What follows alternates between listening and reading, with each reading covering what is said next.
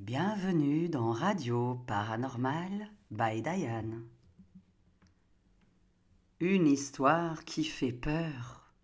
Ne reste pas si tu as peur. Et si tu aimes être effrayé, on continue avec la femme qui ne savait pas qu'elle était morte. Cette nuit, je vais te raconter l'histoire d'une femme qui continuait à vivre. Elle marchait, elle pensait, elle se souvenait. Mais elle ne croisait jamais personne. Et elle ne comprenait même pas pourquoi. Elle était tout le temps seule. Elle ignorait simplement qu'elle était déjà passée de l'autre côté. Chapitre 1. Le matin ordinaire. Elle s'appelait Martine. Elle s'est réveillée un matin avec une sensation étrange. Un silence inhabituel. Pas un silence extérieur, un silence du monde. Les voitures ne passaient pas sous sa fenêtre. Les voisins ne faisaient pas de bruit. Elle a pensé, ce dimanche, elle s'est levée, a préparé son café, mais le café n'avait pas d'odeur. En tout cas, pas l'odeur habituelle. Chapitre 2. La ville vide. En sortant dans la rue, elle a compris que quelque chose clochait. Les magasins étaient ouverts, mais personne à l'intérieur. Les feux tricolores changeaient de couleur, mais aucune voiture. Le vent soufflait, mais sans bruit. Elle a marché longtemps, cherchant un regard, un visage, une voix, et rien. Chapitre 3. L'absence de reflet. Un jour, en passant devant une vitrine, elle n'a pas vu son reflet. En tout cas, pas clairement. Comme une image floue, elle a approché sa main du verre. Aucune sensation, juste une impression de distance, comme si le monde était légèrement décalé. Chapitre 4.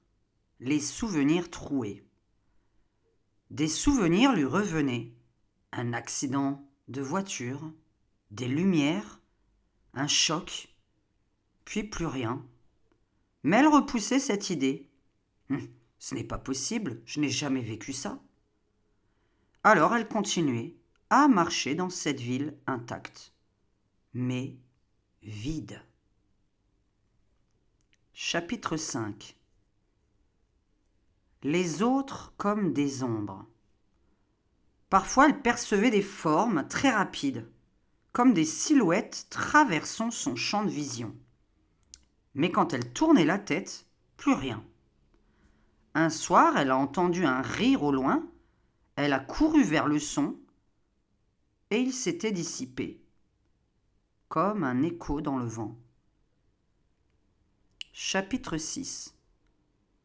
Le passage invisible. Et si elle était coincée dans un entre-deux, un espace superposé au monde réel, où la ville existe encore, mais les vivants ne peuvent pas la voir, et elle non plus. Un plan parallèle où certaines consciences restent, par attachement, par incompréhension ou par refus d'être morte. Chapitre 7. La prise de conscience. Un jour, elle est revenue dans son appartement. La porte était entr'ouverte. À l'intérieur, il y avait des gens qu'elle ne connaissait pas. Ils parlaient doucement et sur la table, une photo.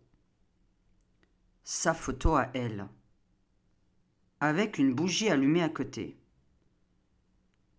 Elle a senti quelque chose se fissurer, un souvenir complet. L'accident n'était pas un rêve, c'était la fin. As-tu des frissons pendant que je te raconte cette histoire ? Écris-le dans les commentaires si tu es en live. Chapitre 8. L'acceptation lente.